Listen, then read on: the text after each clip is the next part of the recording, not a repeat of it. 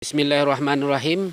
Meneruskan pemberitahuan dari maklumat di sidang Jumat tadi tentang kampung tetangga awak di Koto Tuwo, Jorong Koto Tinggi yang bertetangga dengan kampung kita Jorong Koto Hilalang.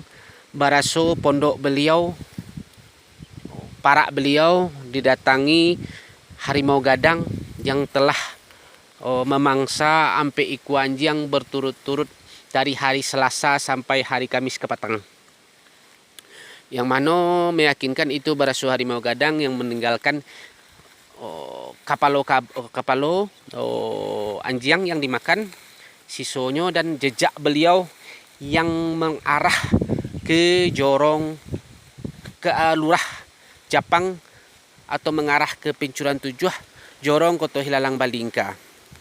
Yang mana menurut penelusuran jejak tadi itu yang kata masyarakat di kampung, tapak kaki beliau tu sagadang biriang ketek atau salebatadah.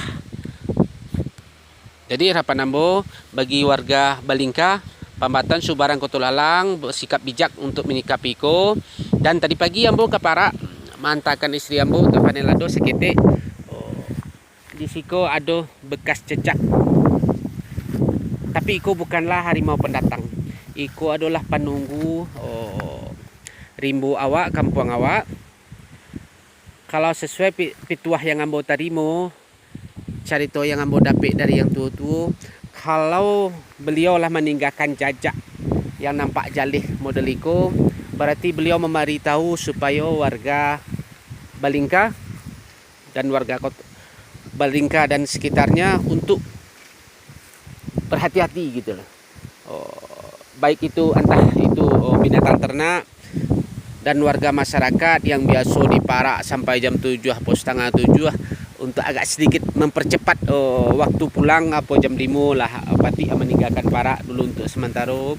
Dan itu hanya bahasa isyarat dari penunggu rimbo awak. Iko jajak apa beliau.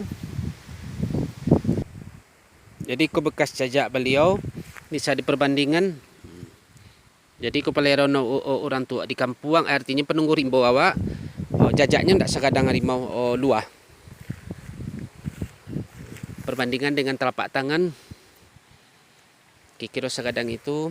Jadi sifatnya itu memberitahu untuk mengingatkan masyarakat supaya berhati-hati, apakah itu binatang ternak yang biasa pulang sore-sore bana dari para